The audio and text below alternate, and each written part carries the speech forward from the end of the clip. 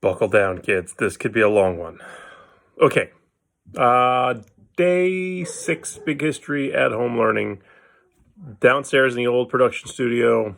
We should be fired up by this dog. I'm going to kill it. Anywho, domestication. Anywho. We should be fired up. Videos should be taken in the new production studio starting tomorrow. I think I got everything figured out. All right, I made a list of stuff to do. 1, let's make sure that your charts are completed, attached to Unit 7 notes, and in the classwork assignment. 2, your PSA should be done by now. You can attach that to the assignment as well. However, if you took it from an iPhone, it really works best if you just email me. In fact, why don't you go ahead and email me your PSAs? And it would be awesome, and I know this is asking for an awful lot, kids, if you would both attach the PSAs into the assignment, the Unit 7 notes, and additionally email to me. 2, I'm going to ask you to take the 7.0 and the 7.1 quiz.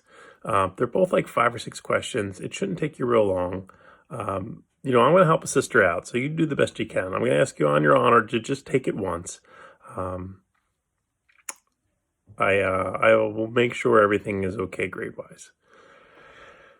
That should take 5 minutes, 10 minutes. Take them both, 7.0, 7.1. All right. And the next part is the long part. We're going to do investigation 7. And you may or may not remember that I think it was the first day of school. We did investigation 0, which it's, spoiler alert, investigation means writing assignment. We've been working towards this. I wish I could be there with you, but I think this is going to go okay. And again, I'm here to help you guys out. So the investigation is broken up into 2 parts. Today is the first part. Wednesday will be the second part. Ultimately, you're going to answer the question, and I had to write this down so when I look away, don't freak out. To what extent was farming an improvement over foraging? Ultimately, we want you to answer that in kind of a writing assignment that has lots of words. So you're going to make an idea and you're going to support it with facts. And that's what adults do. So this is kind of valuable. Okay, so this is how you do it. 1, in 7.2, there is, I think it's a closing. It's all the way at the end. It says investigation 7. Pop it open. There's a whole long list of instructions for you. You can read those if you want. I'm going to kind of sum them up. I'm not going to make you do everything. I want you to make a poster. We don't make posters. I'm not making a poster. If you want to make a poster, I guess you can make a poster, but I'm going to make you make a poster. Anywho, at the end, there's a whole series of readings. They're actually on my screen. Hold on. There's one. Actually, I could go to the table of contents. That's of course not there. And that's not numbered. There are 13. So there's 13. They're called texts to read. I want you to read them all. You're not going to use them all, but I want you to read them all. They're not really long.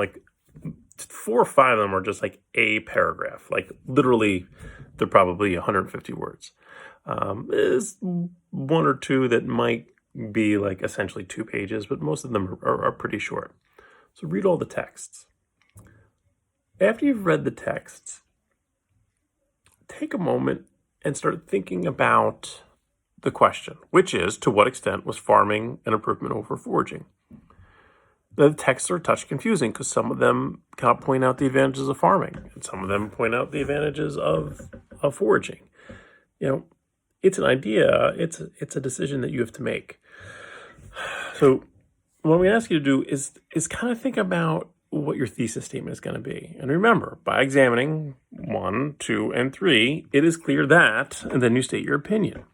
So that's kind of what I want you to do. So think about your thesis statement. You don't have to come up with one right away, but kind of have that in the back of your mind. Maybe jot one down as a rough draft because they're always editable. And then kind of go through the text, go back through them, and pull out facts that support it. So if you're going to talk about how tools improved, pull out some information from the 2 texts on tools. If you're going to talk about like illness or disease, pull out some information about the 3 or 4 texts that talk about that. When at all possible, cite the source. Now, don't say text 1 says, because text 1 is mostly common knowledge, but 3 or 4 of them refer to specific people. Jared Diamond is referenced. Kevin Riley is referenced. I mean, if there's kind of a famous archaeologist or anthropologist or historian that's writing a piece, like, use their names. Like, that adds credence to your facts. Like, Jared Diamond is one of my favorite authors. Like, Guns, Germs, and Steel is what they reference. I think everyone should read it. And you know what? We're going to have time. We just might. But this is, like, that's part of the process. So if you're going to say, by examining, the health of, foragers and sedentary lifestyles, like, if that's your first point, well, then you're going to flesh that point out later on in one of your paragraphs. So you need some facts that support it. So in your thesis, you have your idea. But then in the next piece, when you have your paragraphs that support the thesis, that's where you're going to use these specific texts. All right, so I've rambled on for 6.5 minutes. Long story short, open up Investigation 7, read it, read the texts. Think about an answer, a thesis statement answer, to the question, to what extent was farming an improvement over foraging? And then look for some specific examples that support your thesis statement and cite the text, particularly if they have, in the text they say who wrote it.